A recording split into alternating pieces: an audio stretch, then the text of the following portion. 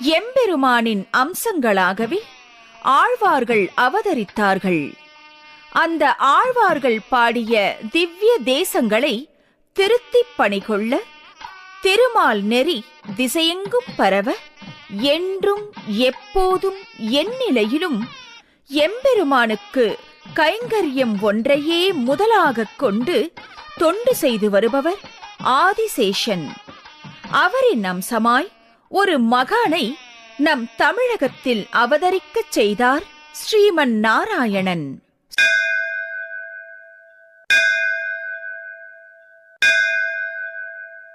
ஸ்ரீ வைகுண்டத்தில் உறையும் நித்திய சூரிகளில் ஒருவராய் விளங்கும் ஆதிசேஷனானவன் எம்பெருமான் சென்றால் குடையாகவும், இருந்தால் சிங்காசனமாகவும், நின்றால் மரவடி என்னும் பாதுகையாகவும், திருப்பார்கடலில் சயனித்து இருக்கும்போது பட்டு மெத்தையாகவும், தலையணையாகவும், தூங்காமணி விளக்காகவும் தொண்டு செய்து வருவதாக பொய்கையாழ்வார் தன் பாசுரத்தில் குறிப்பிடுகிறார்.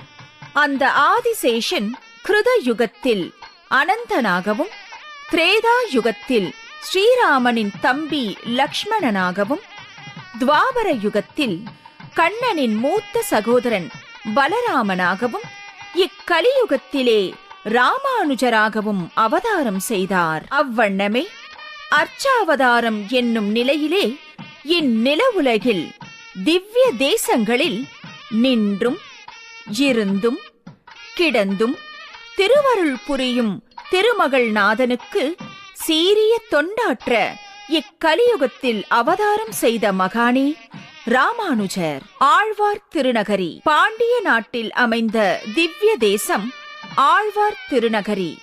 முப்புரியூட்டிய திவ்ய தேசம் என புகழ் மாலை சூட்டப்பட்டுள்ளது. ஆழ்வார்களின் தலைவர் என்று கொண்டாடப்படும் நம்மாழ்வார் பவிஷ்யதாச்சாரியார் என்று பின்னாளில் அவதாரம் செய்த ராமானுஜர், ஆச்சாரியர்களில் கடைசியாக அவதரித்த மணவாள மாமுனிகள் என மூவர் அவதாரம் செய்த திவ்ய தேசம் ஆழ்வார் திருநகரி. பொலிக பொலிக பொலிக போயிற்று வல்லுயிர் சாபம் என்னும் நம்மாழ்வாரின் திருவாய்மொழிக்கேற்ப யமதூதர்களும் அஞ்சி நடுங்கும்படி இக்கலியுகத்தில் ஒரு மகான் அவதரிக்கப் போகிறார் என்பதை உணர்த்தும் விதத்தில் இந்த பாசுரம் அமைந்துள்ளது. திருக்கோளூர் ஆழ்வார் திருநகரிக்கு அருகில் அமைந்துள்ள திவ்ய தேசம் திருக்கோளூர். வைத்த மாநிதி பெருமாள் கிடந்த கோலத்தில் காட்சி தரும் இந்த திவ்ய தேசத்தில் அவதாரம் செய்தவர் மதுர கவியாழ்வார். வேறொன்றும் நான் அறியேன் வேதம் தமிழ் செய்த மாறனைத் தவிர என காரிமாறன் சடகோப்பன் என்று அழைக்கப்படும் நம்மாழ்வாரை தன் குருவாக ஏற்றவர். அவர் நம்மாழ்வாரிடமே தங்களின் திவ்ய மங்கள விக்கிரகத்தை ஆழ்வார் திருநகரியில் பிரதிஷ்டை செய்ய வேண்டும் என்ற தம் விருப்பத்தை வேண்டினார். அதன்படி நம்மாழ்வாரும் பொருணை நதி நீரை காய்ச்சி தன் திருமேனியை வடிவமைக்கச் சொல்ல, மதுர கவியும் தற்போது தாமிரபரணி என்று அழைக்கப்படும் பொருணை நதியின் நீரை காய்ச்ச, அதிலிருந்து முதலில் தோன்றியவரே பவிஷ்யதாச்சாரியார் என்ற ராமானுஜர். பின்னர் மீண்டும் தாமிரபரணி நீரை மதுர கவிகள் காய்ச்ச, இரண்டாவதாக நம்மாழ்வாரின் திவ்ய மங்கள விக்கிரகம் வெளிப்பட்டது. ஜெய ஜெய ராமானுஜா, ஜெய ஜெய ராமானுஜா. காட்டு மன்னார் கோவில் சோழ நாட்டு எல்லையில் சிதம்பரத்திற்கு அருகில் அமைந்த திருத்தலம் காட்டு மன்னார்குடி.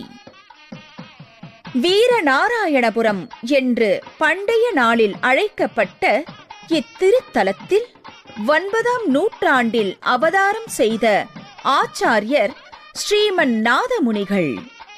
இந்த நாதமுனிகளிடம் நம்மாழ்வார் 4000 திவ்ய பிரபந்த பாசுரங்களை அளித்ததோடு பவிஷ்யதாச்சாரியாரின் திவ்ய மங்கள விக்கிரகத்தையும் அளித்தார். பின்பு தன் திருவாக்கால் இந்த வைணவம் காக்க பின்னாளில் அவதரிக்கப் போகும் ஆச்சாரிய வள்ளல் இவரே என நாதமுனிகளுக்கு ராமானுஜரின் அவதார ரகசியத்தை உரைத்தார். அவ்வண்ணமே நாதமுனிகளின் காலத்திற்கு பிறகு உய்ய கொண்டார், மணக்கால் நம்பி முதலான ஆச்சாரியர்கள் இந்த பவிஷ்யதாச்சாரியார் விக்கிரகத்தை பாதுகாத்து பின்னர் நாதமுனிகள் திருப்பேரனான ஆளவந்தாரின் கருணையில் பாதுகாக்கப்பட்டு வந்தது. ஆதிநாதர் திருக்கோயிலுக்கு பின்புறம் அமைந்துள்ள சதுர்வேதி மங்கலம் என்று அழைக்கப்படும் ராமானுஜர் சந்நிதியில் நாம் பவிஷ்யதாச்சாரியார் திருமேனியை தரிசிக்கலாம். அதைப்போல நம்மாழ்வாரின் திருமேனியை ஸ்ரீ ஆதிநாதர் பொலிந்து நின்றபிரான் திருக்கோவிலில் நாம் தரிசிக்கலாம். இந்த பவிஷ்யதாச்சாரியார் தொண்டை மண்டலத்தில் இளையாழ்வாராக அவதரித்து வாழ்ந்த வரலாற்றினை காண்போம். திருவல்லிக்கேணி வங்கக்கடல் தாலாட்டும் வட தமிழகத்திலே சென்னை மாநகரத்து மையப் பகுதியில் கைரவணி என்னும் திருக்குளக்கரையினிலே அமைந்துள்ள திவ்ய தேசமே திருவல்லிக்கேணி.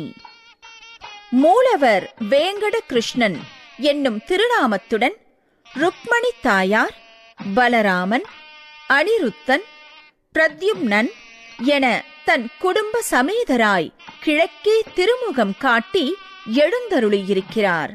உற்சவர் ஸ்ரீ பார்த்தசாரதி பெருமான். மகாபாரத போரில் ஏற்பட்ட வடுகாயங்களுடன் ஸ்ரீதேவி பூதேவி தாயாருடன் உடன் எழுந்தருளி பக்தர்களுக்கு திருவருள் புரிகிறார்.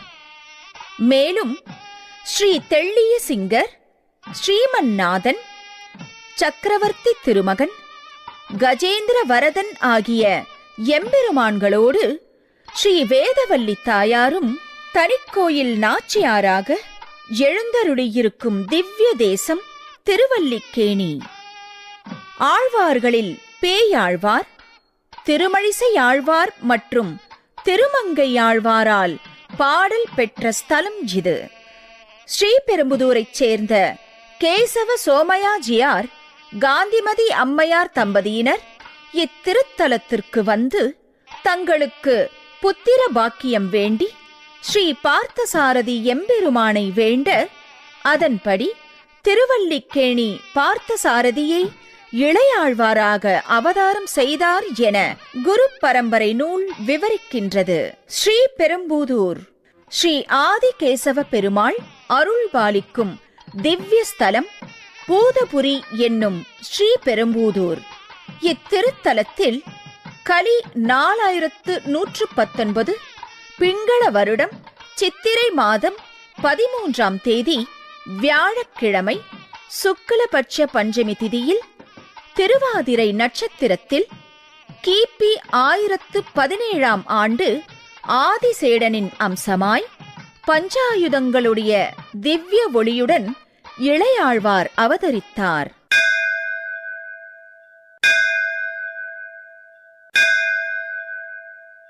ஸ்ரீ ஆதிகேசவ பெருமாள் பாஷ்யகார சுவாமி தேவஸ்தானம். வண்ணமிகு ராஜகோபுரத்துடன் கூடிய திருக்கோவில் வான்புகழ் கொண்ட ராமானுஜரின் பெருமையை இந்த வையம் அறியும் சாட்சியாய் வளர்ந்தோங்கி காட்சி தருகின்றது. இந்த திருக்கோவிலுக்கு எதிரே அமைந்துள்ள மண்டபமே ராமானுஜரின் அவதார ஸ்தலமாகும். சென்னைக்கு மேற்கே 40 கிலோமீட்டர் தொலைவில் அமைந்துள்ள திருத்தலமே பண்டைய நாளில் பூதபுரி என்று அழைக்கப்பட்ட ஸ்ரீபெரும்புதூர். சென்னை பெங்களூர் தேசிய நெடுஞ்சாலையில் பயணித்து ஸ்ரீபெரும்புதூரை அடைவதற்கு முன்பாக ஸ்ரீ ராமானுஜரின் அவதார ஸ்தலம் என்ற பெயர் தாங்கிய தோரண வாயில் நம்மை வரவேற்று திருக்கோவிலுக்கு அழைத்துச் செல்லும். இந்த திருத்தலத்தில் இளையாழ்வார் என்னும் ராமானுஜரை நாம் தரிசித்து அவர் குருவருளோடு ஆதிகேசவனின் திருவருளையும் பெறலாம். இந்த இளையாழ்வாருக்கு இளவலாய் அவதரித்தவரே கோவிந்த பெருமாள் என்னும் இயற்பெயர் கொண்ட எம்பார். மதுரமங்கலம். சென்னை காஞ்சிபுரம் மார்க்கத்தில் ஸ்ரீபெரும்புதூரில் இருந்து 20 கிலோமீட்டர் பயணித்தால் மதுரமங்கலம் என்னும் சிறிய கிராமத்தை அடையலாம். மழலை மங்கலம் என்ற பண்டைய கால பெயர் மருவி தற்போது மதுரமங்கலம் என்றானது. காந்திமதி அம்மையாரின் சகோதரி பெரிய பிராட்டியார் என்பாரை இந்த மதுரமங்கலத்தில் வாழ்ந்து வந்த கமல நயன பட்டர் என்பாருக்கு மணமுடித்து வைத்தனர். இத்தலத்து எம்பெருமான் ஸ்ரீ வைகுண்ட பெருமாளின் திருவருளால் குரோதன ஆண்டு தை மாதம் புனர்பூச நட்சத்திரத்தில் கிபி 1024ஆம் ஆண்டு வைனதேயனின் அம்சமாக ஆண்மகவு பிறந்தது.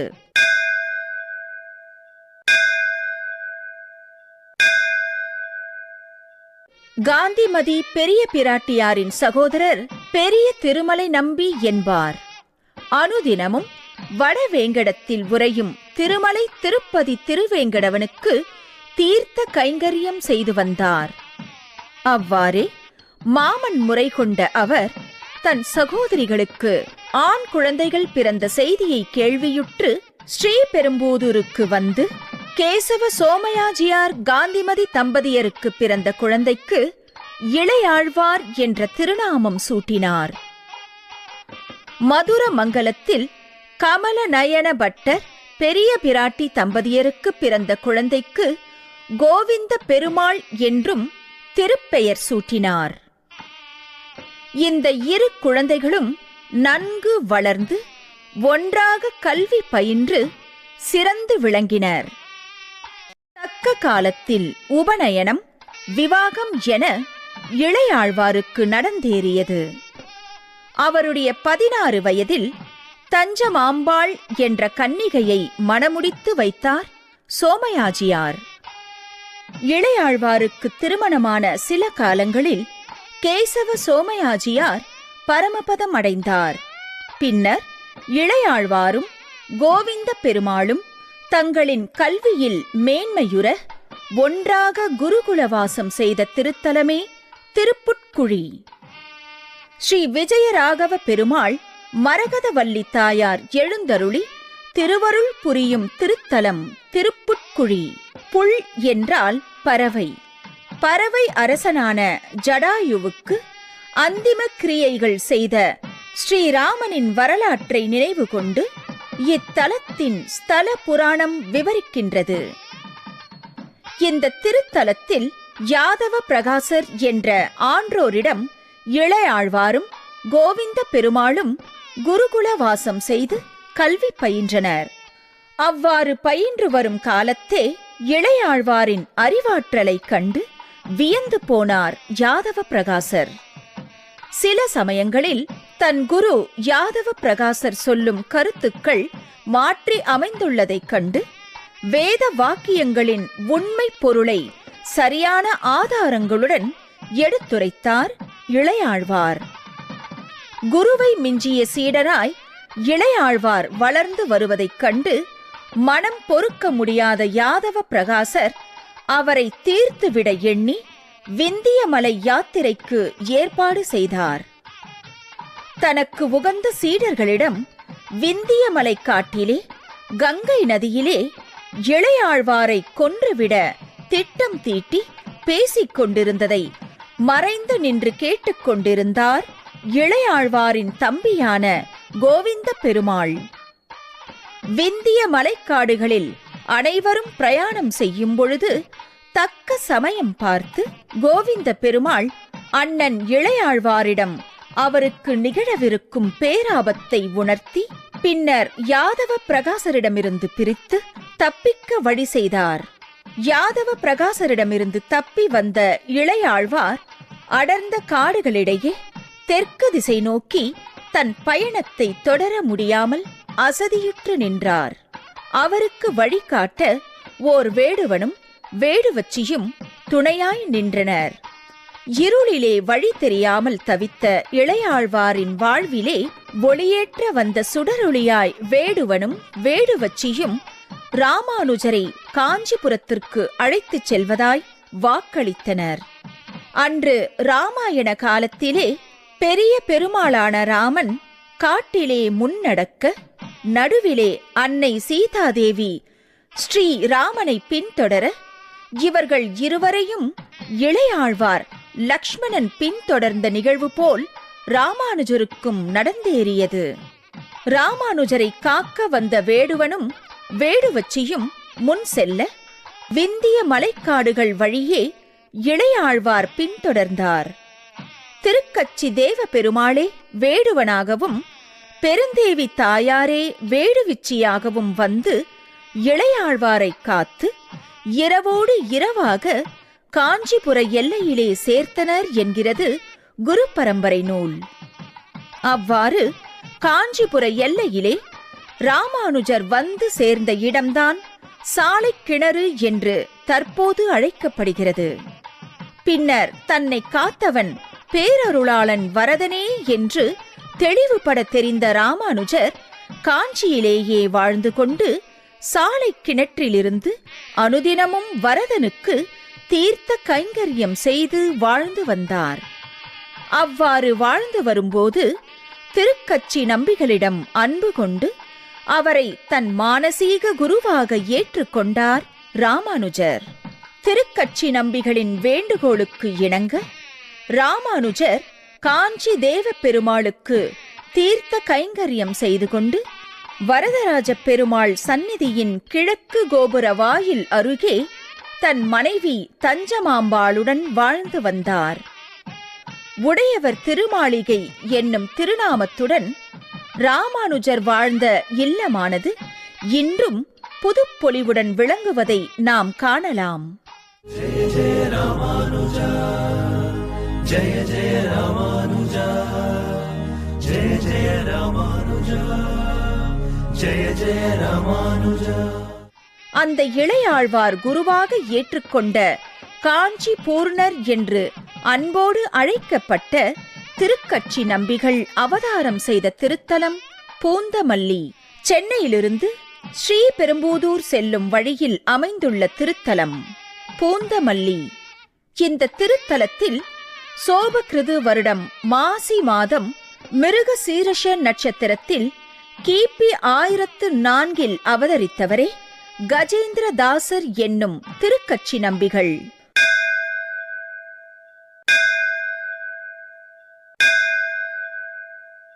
போவிருந்த வள்ளியில் ஒரு பெரிய நந்தவனம் அமைத்து வாழ்ந்து கொண்டு அனுதினமும் காஞ்சி தேவ பெருமாளுக்கு புஷ்ப கைங்கரியம் செய்து வந்தார். அது மட்டுமல்லாமல் வரதராஜ பெருமாளுக்கு ஆலவட்டம் என்னும் விசிறி வீசும் தொண்டினையும் செய்து கொண்டு தேவ பெருமாளிடம் தனிமையில் உரையாடும் நல் வாய்ப்பினையும் பெற்றிருந்தார் திருக்கச்சி நம்பிகள். இவ்வாறிருக்க விந்தியமலை யாத்திரை சென்ற யாதவ பிரகாசருடன் உடனிருந்த இளையாழ்வாரின் தம்பி கோவிந்த பெருமாள் கங்கையிலே நீராடிக் கொண்டிருந்த வேளையில் அவர் திருக்கைகளில் ஒரு சிவலிங்கம் ஒட்டிக் கொண்டது. அது முதற்கொண்டு அவர் உளங்கை கொணர்ந்த நாயனார் என்னும் திருப்பெயர் தாங்கி சைவ சமயத்தை சார்ந்து மதுர மங்களம் திரும்பினார்.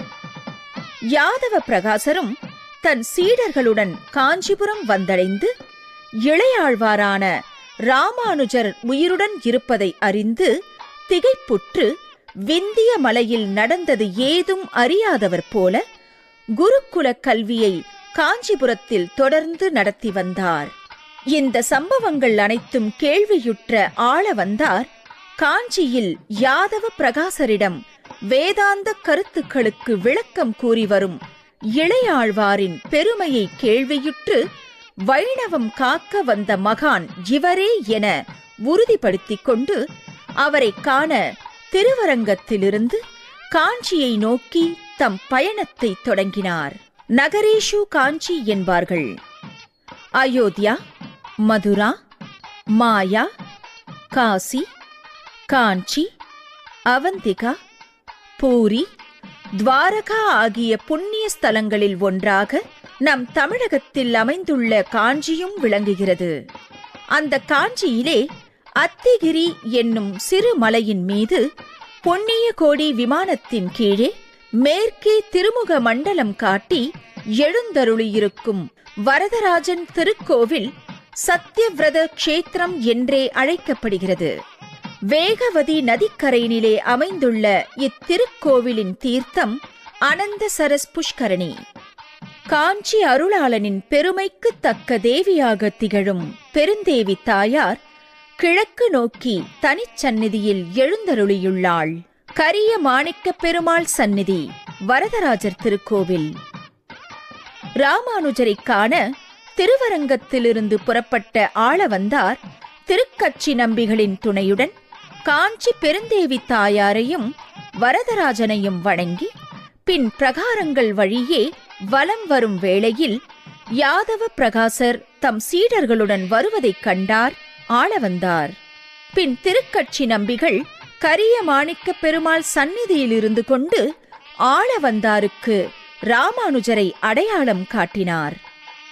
நிமிர்ந்த நன்னடையோடு நேர்கொண்ட பார்வையோடு சிவந்த திருமேனி கூடிய பேரழகு படைத்த ராமானுஜரை ஆளவந்தார் தன் திருக்கண்களால் குளிர நோக்கினார். இந்த வைணவ சித்தாந்தத்தை காக்க வந்த முதல்வன் இவரே என வாழ்த்தி அவரை சந்திக்காமலேயே திருவரங்கம் திரும்பினார் ஆளவந்தார். பின் தன் சீடர்களான பெரிய நம்பிகள், பெரிய திருமலை நம்பிகள், திருக்கோட்டியூர் நம்பிகள், திருமாலையாண்டான் மற்றும் திருவரங்கப் பெருமாள் அரையர் ஆகியோரை அழைத்து ராமானுஜருக்கு வழிகாட்டிகளாக இருந்து வைணவம் தழைத்திட வழிவகை செய்திட வேண்டும் என்று பணித்தார் ஆளவந்தார். அதன்படி பெரிய நம்பிகளை ராமானுஜருக்கு பஞ்ச சம்ஸ்காரம் என்னும் ஐம்பெரும் சடங்கை செய்யும்படியும், பெரிய திருமலை நம்பிகளிடம் ராமாயணத்தின் தேர்ந்த பொருளை உபதேசிக்கும்படியும், திருக்கோட்டியூர் நம்பிகளிடத்தில் சரம ஸ்லோகத்தின் பொருளை உபதேசிக்கும்படியும், திருமாலையாண்டானை அழைத்து நம்மாழ்வாரின் திருவாய்மொழியின் அர்த்த விசேஷங்களை உரைக்கும்படியும், திருவரங்கப் பெருமாள் அரையரிடம் ஆளவந்தாரின் திருவுள்ள கருத்திற்கேற்ப திருவரங்கன் கைங்கரியம் செவ்வனே நடத்த வழிவகை செய்ய வேண்டும் என்றும் அனைவருக்கும் ராமானுஜருடன் உடனிருந்து தொண்டாற்ற பணித்தார் ஆளவந்தார். அதன் பின்பு தமது பாட்டனார் ஸ்ரீமன் நாதமுனிகள் வாயிலாக தமக்கு கிடைத்த பெருஞ்செல்வமான பவிஷ்யதாச்சாரியார் விக்கிரகத்தை திருக்கோட்டியூர் நம்பிகளிடம் அளித்து திருவரங்கனை தியானித்தவாறு பரமபதமடைந்தார் ஆளவந்தார். பெரிய நம்பிகள் தாமே காஞ்சிக்கு நேரில் சென்று ராமானுஜரை திருவரங்கத்துக்கு அழைத்து வருவதற்குள் ஆளவந்தாரின் சரம திருமேனி வட காவிரிக்கரையில் திருக்கரம்பன் படித்துறையில் ஆளவந்தாரின் சீடர்களால் திருப்பள்ளி படுத்தப்பட்டது. ஆயினும் ஆளவந்தாரின் 3 விரல்கள் மடங்கி இருந்ததன் காரணத்தை சீடர்கள் வாயிலாக அறிந்த ராமானுஜர் அவரின் மனக்குறைகளை தாமே பூர்த்தி செய்வதாக சத்தியம் செய்தார். அதாவது 1. வேத வியாசர் பராசர மகரிஷிகளுக்கு நன்றி கடன் செலுத்துவது. 2. நம்மாழ்வாருக்கு நன்றி செலுத்துவது. 3. வேத வியாசர் இயற்றிய பிரம்மசூத்திரத்திற்கு விளக்கவுரை எழுதுவது. இந்த 3 குறைகளை ராமானுஜர் தாம் நிறைவேற்றுவதாக உறுதி பூண்டவுடன் ஆளவந்தாரின் மடங்கி இருந்த 3 விரல்களும் நிமிர்ந்தன. பின்பு ஆச்சாரியார் ஆளவந்தாரை பிரிந்த துக்கத்தின் வாயிலாக திருவரங்கனை தரிசிக்காது காஞ்சி திரும்பினார் ராமானுஜர். போனகம் செய்த சேடம். ஒரு நாள் திருக்கட்சி நம்பிகளை தம் இல்லத்திற்கு வந்து உணவருந்தி செல்ல வேண்டும் என்று வேண்டினார் ராமானுஜர். திருக்கட்சி நம்பிகளும் சற்றே தயங்கி பின்னர் ஒப்புக்கொண்டார். அன்றைய தினம் திருக்கட்சி நம்பிகள் காஞ்சி வரதராஜ பெருமாளுக்கு செய்த கைங்கரியங்களில் சற்றே தாமதம் ஏற்பட குறித்த நேரத்தில் ராமானுஜர் இல்லத்திற்கு செல்ல முடியவில்லை. அதே சமயம் திருக்கட்சி நம்பிகளின் வரவை எதிர்பார்த்து இல்லத்தில் காத்திருந்த ராமானுஜரும் அவரை அழைத்து வர, தெற்கு மாட வீதி வழியாக செல்ல, திருக்கட்சி நம்பிகளோ வடக்கு மாட வீதியாக புறப்பட்டு கிழக்கு கோபுர வாயிலுக்கு அருகில் உள்ள ராமானுஜரின் இல்லத்தை அடைந்தார். பின்னர் தஞ்சமாம்பாள் திருக்கட்சி நம்பிகள் வர்ணத்திலே தாழ்ந்தவர் என்று கருதி அவரை தன் இல்லத்து இடைக்கழியிலேயே அமர்த்தி உணவளித்தார்.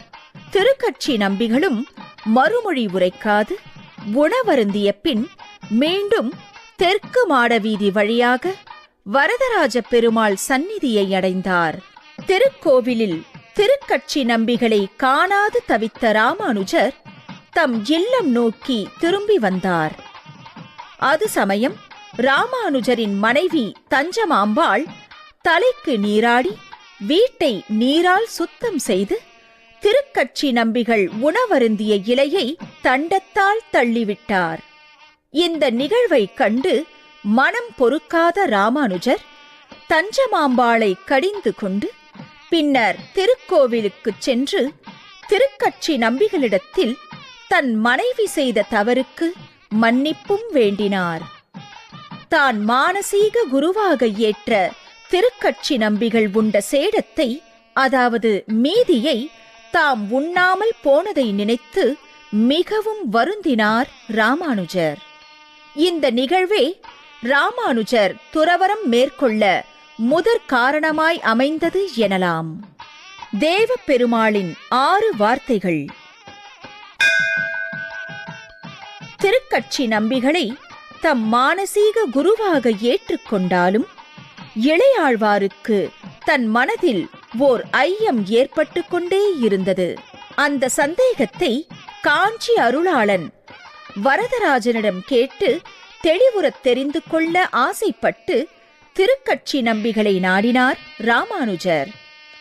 அவ்வாறே தேவப்பெருமாள் ஏகாந்தமாக கச்சிவாய்த்தான் மண்டபத்தில் எழுந்தருளி இருந்தபோது இளையாழ்வார் மனதில் எழுந்துள்ள சந்தேகங்களைப் பற்றி தெரிவித்தார் திருக்கட்சி நம்பிகள். அதன் மூலம் காஞ்சி தேவப்பெருமாளின் திருவாக்கால் வெளிப்பட்டதே 6 வார்த்தைகள். 1. அகமேவ பரம் தத்துவம், நானே பரம்பொருள். 2. தரிசனம் பேத ஏவச்ச, பரமாத்மாவிற்கும் ஜீவாத்மாவிற்கும் வித்தியாசம் உண்டு. 3. உபாயேஷு பிரபத்திஷ்யாத், இறைவனை அடைய எளிய வழி சரணாகதியே. 4. அந்திம ஸ்மிருதி வர்ஜனம், எம்பெருமான் திருவடியை பற்றியவர்களுக்கு மரண பயம் தேவையில்லை. 5. தேகாவசானே முக்திஷ்யாத், இந்த சரீரத்தை விட்டு உயிர் பிரிந்த பிறகே முக்தி கிடைக்கும். 6.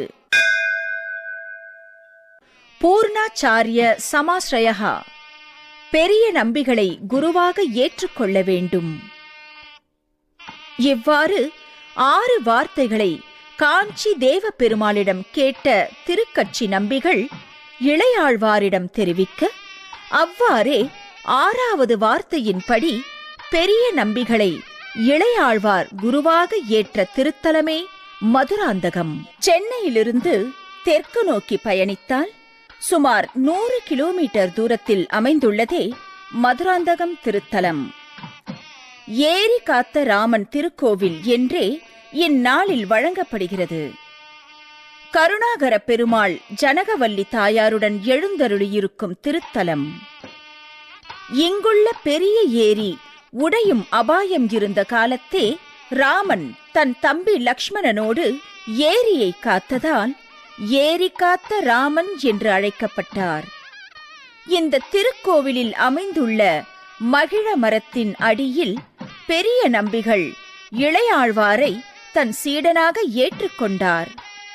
பஞ்ச சம்ஸ்காரம் என்னும் ஐஞ்சீர் சடங்கை நடத்தி வைத்து ராமானுஜதாசன் என்னும் தாசிய நாமத்தையும் சூட்டி 12 திருமண் காப்புகளையும் ராமானுஜருக்கு அணிவித்து மகிழ்ந்தார் பெரிய நம்பிகள்.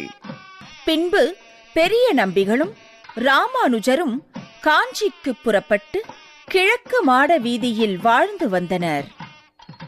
அன்று காஞ்சியிலே ராமானுஜர் வாழ்ந்த இல்லம் இன்றளவும் உடையவர் திருமாளிகை என்ற திருப்பெயர் தாங்கி விளங்கி வருகிறது. இந்த திருமாளிகை வாசலில் ஒரு பெரிய கிணறு உள்ளது.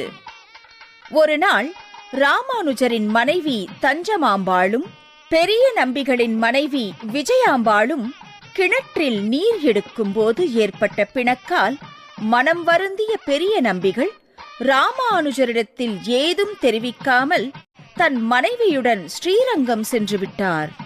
தன் குருவின் மனைவியினிடத்தில் தஞ்சமாம்பாள் நடந்து கொண்ட விதத்தை அறிந்து சற்றும் மனம் பொறுக்காத ராமானுஜர் துறவரம் மேற்கொள்ள முடிவெடுத்தார். ஏற்கனவே திருக்கட்சி நம்பிகளிடம் பாராபட்சமாக நடந்து கொண்டு உணவளித்தது, பசியென்று வந்தவருக்கு உணவளிக்காமல் இருந்தது போன்றவற்றோடு மூன்றாவதான பெரிய நம்பிகளின் மனைவியிடத்தில் கடும் வார்த்தைகளை கொண்டு ஏசியது ஆகிய காரணங்களால் தன் மனைவி தஞ்சமாம்பாளை பிரிந்து காஞ்சி அனந்தசரஸ் திருக்குளத்தில் மூழ்கி எழுந்து சந்நியாசம் மேற்கொண்டார் ராமானுஜர்.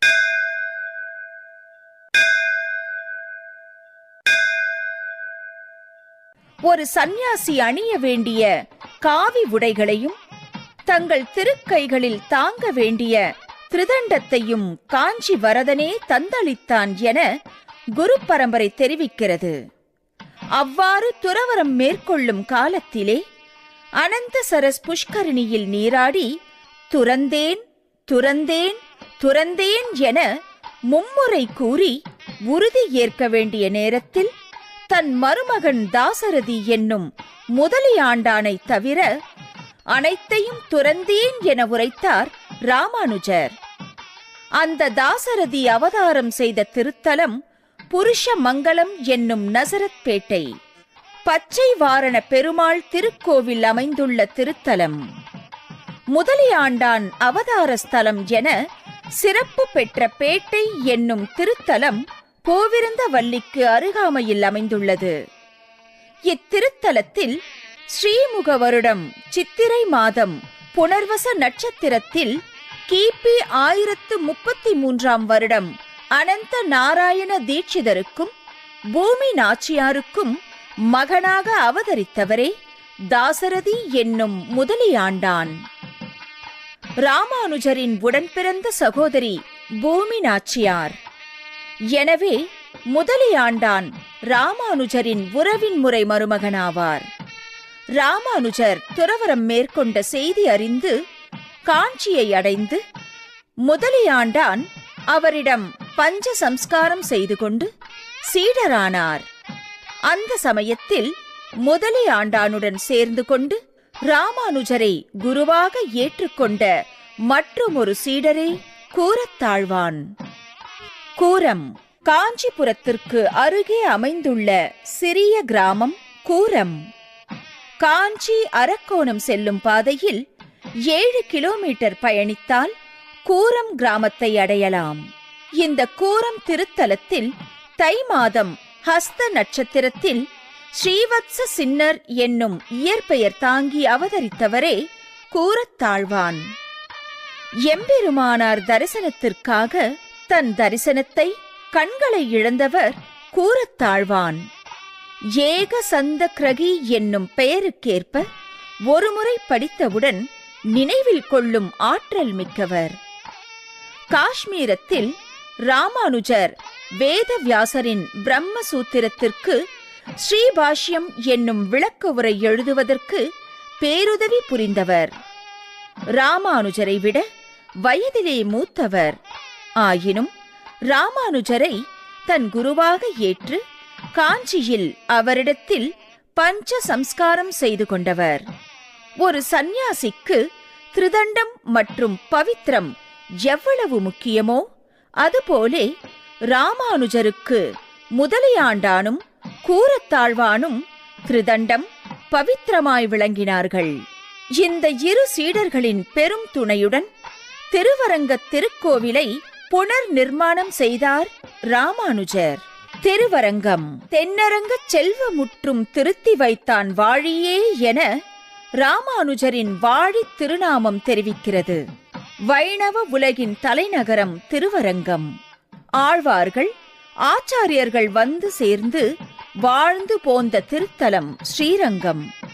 காவிரியும் கொள்ளிடமும் மாலையாக அணிந்து நிற்க 7 பிரகாரங்களுக்கு நடுவே பிரணவாகார விமானத்தின் கீழே ஆதிசேடனை படுக்கையாக கொண்டு குடதிசை முடியை வைத்து குணதிசை பாதம் நீட்டி வடதிசை பின்பு காட்டி தென்திசை இலங்கை நோக்கி அரவணையில் அரிதுயில் கொண்டுள்ளான் திருவரங்கன்.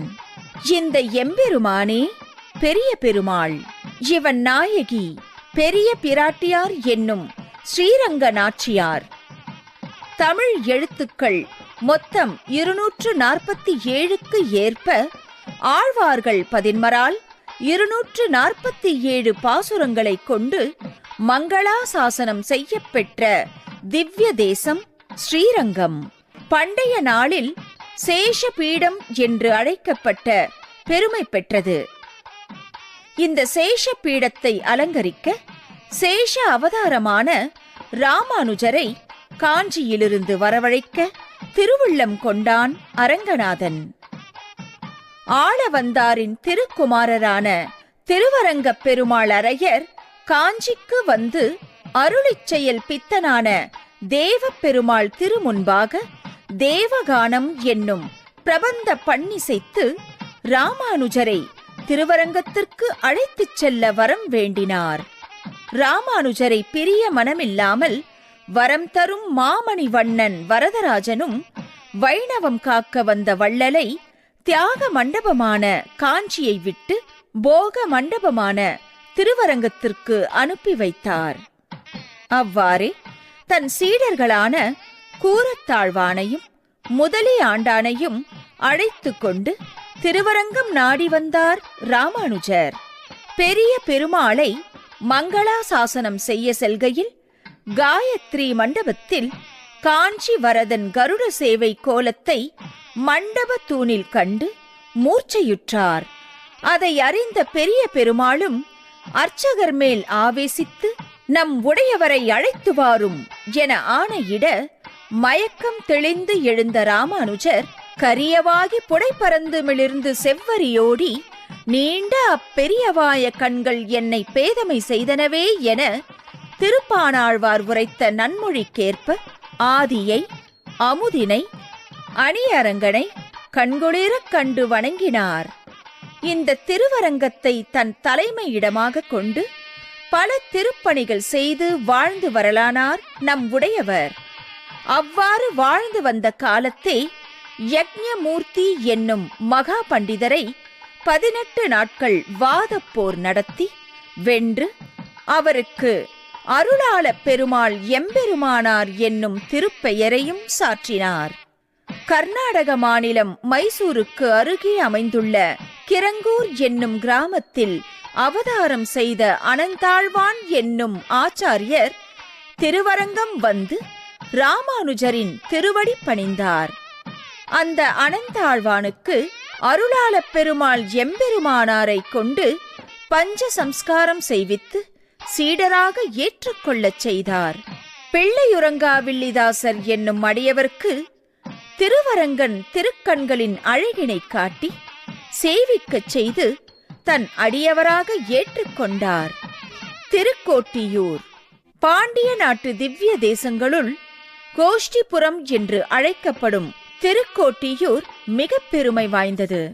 அஷ்டாங்க விமானத்தின் கீழே உரக மெல்லனையான் என்னும் திருநாமத்துடன் கிடந்த கோலத்தில் எம்பெருமான் சௌமிய நாராயணன் காட்சி தரும் திவ்ய தேசம். இந்த திவ்ய தேசத்தில் ஆளவந்தாரின் சீடர்களில் ஒருவரான திருக்கோட்டியூர் நம்பிகளிடத்தில் 18 முறை நடந்து இரகசியார்த்தத்தை கேட்டார் ராமானுஜர்.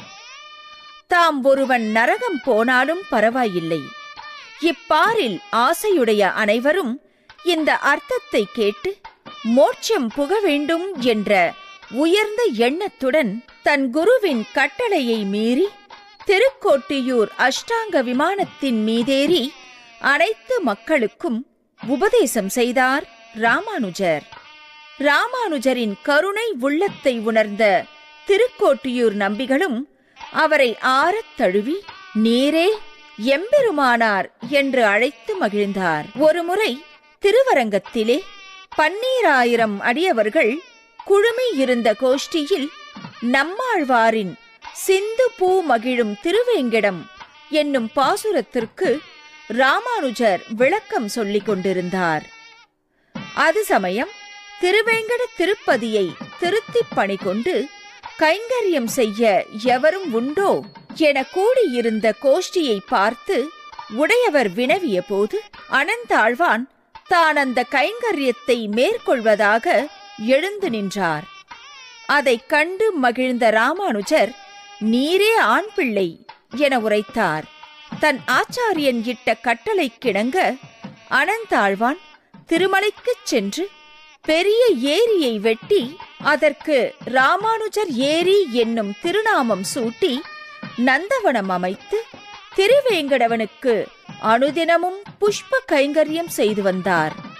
பின்னர் ராமானுஜர் தாம் நியமித்தபடி அனந்தாழ்வான் புஷ்ப கைங்கரியம் செய்து வருவதைக் காண திருவேங்கடம் சென்று அகலகில்லேன் இறையும் என்று அலர்மேல் மங்கை உரைமார்பன் திருவேங்கடவனை மங்களாசாசனம் செய்து 1 வருட காலம் திருமலையில் தங்கியிருந்தார். அந்த சமயத்தில் தன் மாமா பெரிய திருமலை நம்பிகளிடம் இராமாயணத்தின் பொருள் அனைத்தையும் கற்றுணர்ந்தார். அதைப் போலவே முன்பு விந்திய மலையில் தன்னை யாதவ பிரகாசரிடமிருந்து காத்த தன் தம்பி கோவிந்த பெருமாள் சைவ சமயத்தில் ஈடுபட்டு காளஹஸ்தியில் வாழ்ந்து வருவதை அறிந்தார் ராமானுஜர். திருமலையில் வாழ்ந்து வந்த பெரிய திருமலை நம்பிகளை கொண்டு கோவிந்த பெருமாளை மீண்டும் வைணவ தொண்டாற்ற வழிவகை செய்தார் உடையவர். அவருக்கு எம்பார் என்னும் திருநாமத்தை சூட்டி திருவரங்கத்தை பொலிவுறச் செய்ய பணித்தார். அவ்வாறு திருவரங்கத்திலிருந்து திருமலை யாத்திரை மேற்கொண்ட காலத்தே திருக்கோவிலூர், திருக்கடிகை, திருப்புட்குழி, திருவெக்கா ஆகிய திவ்ய தேசங்களை மங்களாசாசனம் செய்தார். கூரத்தாழ்வான் மூலமாக திருவரங்கத்தமுதனார் என்னும் பெரியோரிடமிருந்து திருக்கோயில் நிர்வாகத்தை பெற்று சீர் செய்தார் உடையவர். மேலும் வேத வியாசரின் பிரம்ம சூத்திரத்திற்கு ஸ்ரீபாஷ்யம் எழுத கூரத்தாழ்வானையும் உடனழைத்துக் கொண்டு காஷ்மீரம் சென்று சரஸ்வதி பண்டாரத்திலிருந்து பிரம்மசூத்திரத்தை பெற்று ஆளவந்தாரின் மனக்குறையை போக்கினார். அதன் பிறகு உடையவரை ஸ்ரீபாஷ்யக்காரர் என்றே அன்புடன் அழைத்து மகிழ்ந்தனர். பின்பு காஷ்மீரத்திலிருந்து திரும்பி வரும் வழியில் பத்ரிநாத், பூரி, சிம்மாச்சலம், ஸ்ரீகூர்மம் ஆகிய திருத்தலங்களை மங்களாசாசனம் செய்து திருப்பணிகள் செய்தார் உடையவர்.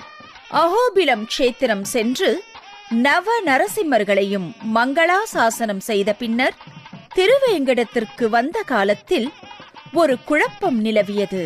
தாழ்ச்சடையும் நீள்முடியும் ஒன்மழுவும் சக்கரமும் என்ற பேயாழ்வாரின் பாசுரத்தை மேற்கோள் காட்டி திருவேங்கடவன் சிவனே என்று வாதம் செய்தவர்களுக்கு உண்மை பொருளை உரைத்து அலர்மேல் மங்கை உரைமார்பன் ஸ்ரீனிவாசன் விஷ்ணுவே என அறுதியிட்டார்.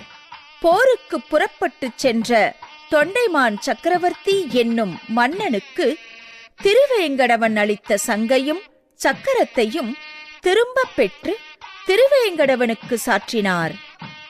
இதனால் அப்பனுக்கு சங்காழி அளித்த வள்ளல் என்ற பெருமையும் பெற்றார் ராமானுஜர்.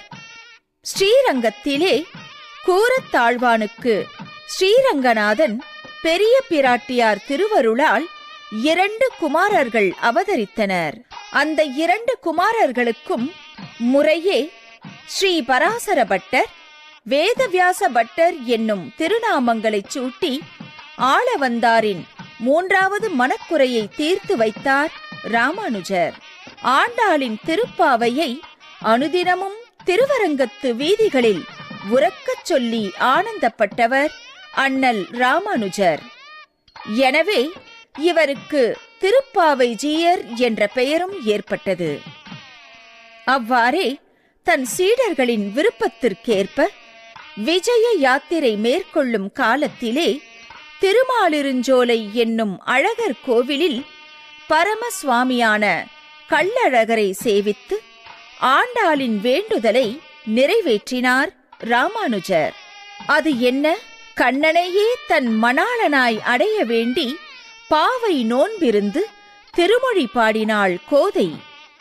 சூடிக் கொடுத்த சுடற்கொடியின் நாச்சியார் திருமொழியில் மாலிருஞ்சோலை நம்பிக்கு சுந்தர தோளுடையானுக்கு 100 தடா அக்கார அடிசிலும் வெண்ணையும் வாய்நேர்ந்து பராவி வைத்தேன் என்றுரைத்தாள். அன்று ஆண்டாள் உரைத்ததை ஒரு தமையன் வழி நின்று 100 தடா அக்கார அடிசிலும் வெண்ணையும் செய்து அழகர்மலை எம்பெருமான் கள்ளழகருக்கு கண்டருளச் செய்தார் ராமானுஜர்.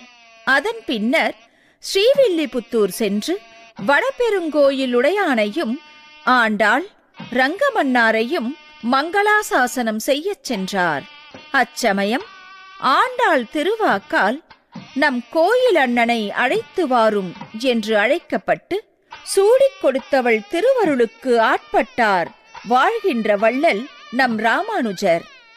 அவ்வாறே திருமோகூர், திருப்புல்லானி, ஆழ்வார் திருநகரி உட்பட நவ திருப்பதிகள், மலைநாட்டு திவ்ய தேசங்கள் என பற்பல திவ்ய தேசங்களை மங்களாசாசனம் செய்து பின்பு திருவரங்கம் திரும்பி வந்தார். அவ்வாறு திக்விஜயம் மேற்கொண்ட போது திருக்குறுங்குடியில் நடந்த வரலாறு சற்றே சுவையானது. திருக்குறுங்குடி பாண்டிய நாட்டு திவ்ய தேசங்களில் திருக்குறுங்குடி திவ்ய தேசம் ஒன்று. கிருதயுகத்திலே வராக பெருமான் திருவாக்கால் பிராட்டிக்கு கைசிக புராணத்தை தெரிவித்து நம்பாடுவான் சரித்திரத்தை உரைக்கும் போது குறிப்பிடப்பட்ட திவ்ய தேசம். இந்த திவ்ய தேசத்தில் நின்ற நம்பி, இருந்த நம்பி, கிடந்த நம்பி, மலைமேல் நம்பி மற்றும் திருப்பார்கடல் நம்பி என 5 நம்பிகள் தனித்தனி சந்நிதிகளில் காட்சி தருகிறார்கள்.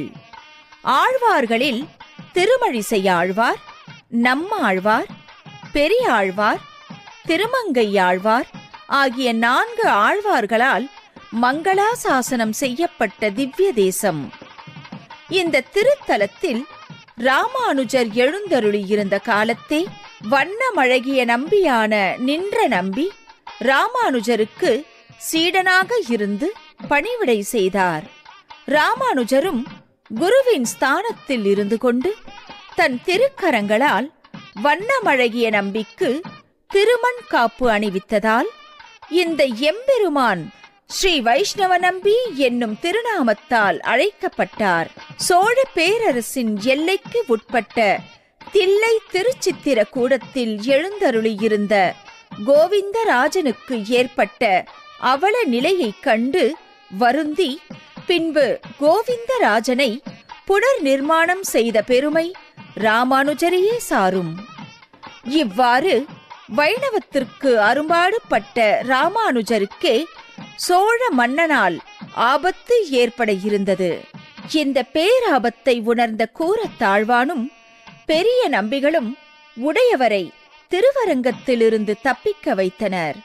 கூரத்தாழ்வான் ராமானுஜரின் காஷாய வஸ்திரங்களை தான் அணிந்து கொண்டு சோழ அரசவைக்குச் சென்று சைவ மதம் பிடித்திருந்த அரசனிடம் விஷ்ணுவே பரதெய்வம் என்று வாதிட்டார்.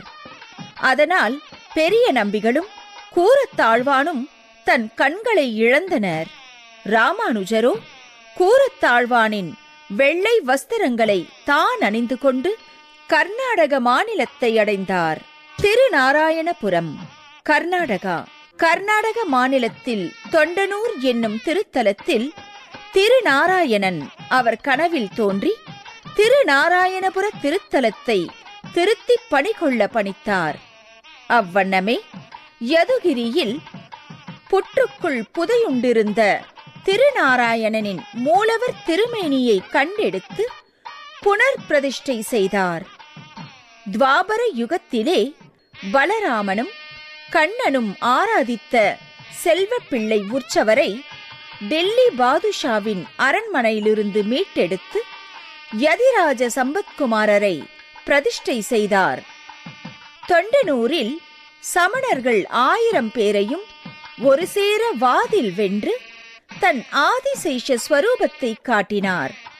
பிட்டல தேவன் என்னும் மன்னனை வைணவத்தில் நாட்டமுறச் செய்து மேலக்கோட்டையில் திருக்கோயில் திருப்பணிகளையும் தினசரி பூஜை முறைகளையும் ஏற்படுத்தினார். இவ்வாறு 12 ஆண்டுகள் திருநாராயணபுரத்தில் தங்கியிருந்து தெய்வீக திருப்பணிகளை மேற்கொண்ட ராமானுஜர் தமிழகத்தில் தனக்கு தொல்லை கொடுத்த சோழ பேரரசன் மாண்டான் என்ற செய்தி அறிந்து திருவரங்கம் செல்ல முற்பட்டார். அவரின் பிரிவு துயரை தாங்க மாட்டாமல் மேலக்கோட்டை அடியவர்கள் தடுக்க முற்பட்டனர். பின்பு அவர்களின் அன்பு கட்டளைக்கிணங்க தன்னை போன்றதொரு விக்கிரகத்தை செய்யச் சொல்லி அதில் தன் பேரருளை கூட்டி நின்றார் யதிராஜர். தமர்கள் என்னும் திருநாராயணபுரத்து அடியவர்கள் உருவாக்கிய யதிராஜரின் திருமேனி திருநாராயணபுரத்து செல்வப்பிள்ளை திருக்கோவிலிலே இன்றளவும் தனிச்சந்நிதியில் பிரதிஷ்டை செய்யப்பட்டுள்ளது. தமருகந்த திருமேனி என்னும் பெருமையுடன் பக்தர்களுக்கு திருவருள் புரிகிறார் யதிராஜர். திருவரங்கம் திரும்பி வந்த ராமானுஜர் தன்னால் கண்களை இழந்த கூரத்தாழ்வானின் நிலையைக் கண்டு மனம் வருந்தினார். கண்களை இழந்து ராமானுஜரின் பிரிவு துயராலும் கூரத்தாழ்வான் வருந்திய காலத்தில் வைகுண்டஸ்தவம், சுந்தரபாகுஸ்தவம், அதிமானுஷஸ்தவம், வரதராஜஸ்தவம், ஸ்ரீஸ்தவம் என்று 5 ஸ்தோத்திர நூல்களை இயற்றினார். இந்த 5 ஸ்தோத்திரங்களையும் கூரத்தாழ்வான் திருவாக்கால் கேட்ட ராமானுஜர் மனம் மகிழ்ந்து கூரத்தாழ்வானை காஞ்சிக்கு அழைத்து வந்து வரம் தரும் மாமணி வண்ணன் வரதராஜன் திருமுன்பாக மீண்டும் வரதராஜஸ்தவம் பாடச் செய்து இழந்த கண்களை திரும்பப் பெற்றார் ஆழ்வான். அவ்வாறே கூரத்தாழ்வான் காஞ்சி தேவ பெருமாளிடம் பெற்ற வரத்தால் தனக்கும் மோட்சம் உண்டு என்று ஆனந்த கூத்தாடினார் ராமானுஜர். ராமானுஜர் தாம் வாழ்ந்த காலத்திலே ஸ்ரீபாஷ்யம், வேதாந்த தீபம், வேதாந்த சாரம், வேதார்த்த சங்கிரகம், கீதா பாஷ்யம், சரணாகதி கத்தியம், ஸ்ரீரங்க கத்தியம், வைகுண்ட கத்தியம், நித்தியம் ஆகிய 9 நூல்களை இயற்றினார். நம்மாழ்வாரின் திருவாய்மொழிக்கு விரிவுரை தந்து மாறன் அடிபணிந்துய்ந்தவன் என்ற பெருமையும் பெற்றார். அவ்வாறே ஆளவந்தாரின் 3 குறைகளையும் தீர்த்து குடிமக்கள் குறையின்றி வாழ சரணாகதி மார்க்கத்தையும் காட்டினார். ஸ்ரீரங்கத்திலே ஸ்ரீரங்கநாதனும் ஸ்ரீரங்க நாச்சியாரும் பங்குனி உத்திர திருநாளன்று மட்டும் சேர்த்தி சேவை எனப்படும் காலத்தில் ஒருமித்து ஒரே ஆசனத்தில் எழுந்தருளியிருப்பார்கள். அவ்வமயம் இவ்வுலகில் உள்ளோர் யாவரும் நலம் பெற வேண்டி சரணாகதியை காட்டி தன்னை சார்ந்த அடியவர்கள் யாவருக்கும் மோட்சம் தந்தருள வேண்டும் என்று திவ்ய தம்பதிகளிடம் வரம் பெற்றார் உடையவர். தன் சீடரான கந்தாடை ஆண்டான் என்பவரது வேண்டுகோளுக்கிணங்க தன்னை போல் ஒரு திருமேனியை படைக்கச் செய்து தன் சக்தி முழுவதையும் அதன்பால் ஆவிர்பவித்தார் ராமானுஜர். ராமானுஜர் தனக்குகந்த திருமேனி என தன் திருவாக்கால் உரைத்த திருமேனி நல்லதொரு தை மாதம் புஷ்ய நட்சத்திரத்திலே ஸ்ரீபெரும்புதூரில் பிரதிஷ்டை செய்யப்பட்டது. அந்நன்னாள் முதற்கொண்டு திருவரங்கத்திலே உடையவர் திருமேனியிலும் தளர்வு ஏற்பட்டது. ராமானுஜருக்கு முன்பாக அவரது அன்புக்குரிய சீடரான கூரத்தாழ்வான் திருவரங்கத்திலே பரமபதமடைந்தார். பின்பு தம்முடைய 120வது வயதில் ஸ்ரீரங்கநாதனிடம் பிரியா விடை பெற்று பரமபதம் என்னும் திருநாட்டை அலங்கரித்து அந்தமில் பேரின்பத்து அடியவரோடு கூடி நின்றார் ராமானுஜர். உடையவரின் சரமத் திருமேனியை தன் வசந்த மண்டபத்திலேயே திருப்பள்ளிப்படுத்த ஆணையிட்டான் திருவரங்கன். அவ்வாறே தானான திருமேனி என்னும் புகழுடம்புடன் உடையவரின் திருமேனியானது திருவரங்கம் திருக்கோவிலில் இன்றளவும் உடையவர் சந்நிதியில் பிரதிஷ்டை செய்யப்பட்டுள்ளது. உடையவர் இட்ட 6 கட்டளைகள். ஸ்ரீபாஷ்யத்தை வாசித்தும் வாசிப்பதும் போருவது, அது முடியாதவர்கள் திவ்ய பிரபந்தங்களை ஓதியும் ஓதுவித்தும் போருவது, அதுவும் இயலாதெனில் திவ்ய தேசங்களில் அமுதுபடி சாத்துப்படி முதலானவை நடத்தி போருவது, அதுவும் இல்லை எனில் திருநாராயணபுரத்தில் ஒரு குடிசையாகிலும் கட்டிக்கொண்டிருப்பது, அதுவும் முடியாவிடில் துவயத்தை அர்த்தத்துடனேயே அனுசந்தித்திருப்பது, அதுவும் மாட்டாராகில் ஒரு பாகவதன் அபிமானத்திலே ஒதுங்கியிருப்பது.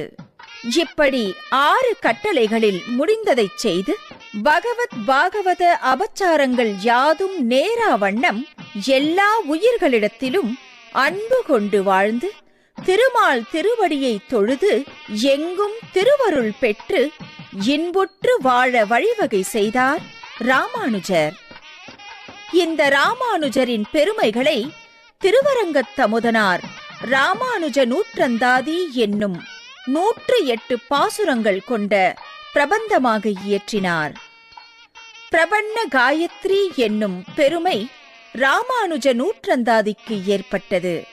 இமயம் முதல் குமரி வரை வைணவமும் திருமால் பக்தியும் தழைத்தோங்கி இவ்வையகம் வாழ்வாங்கு வாழ வழிவகை செய்த ராமானுஜரை அகம் குளிர வணங்கி ஆண்டுகள் பல கடந்தாலும் வானம் உள்ளளவும் இப்பூமி உள்ளளவும் ராமானுஜரின் புகழ் என்றென்றும் நிலைத்து நிற்கும் என்று வாழ்த்தி மகிழ்வோம்.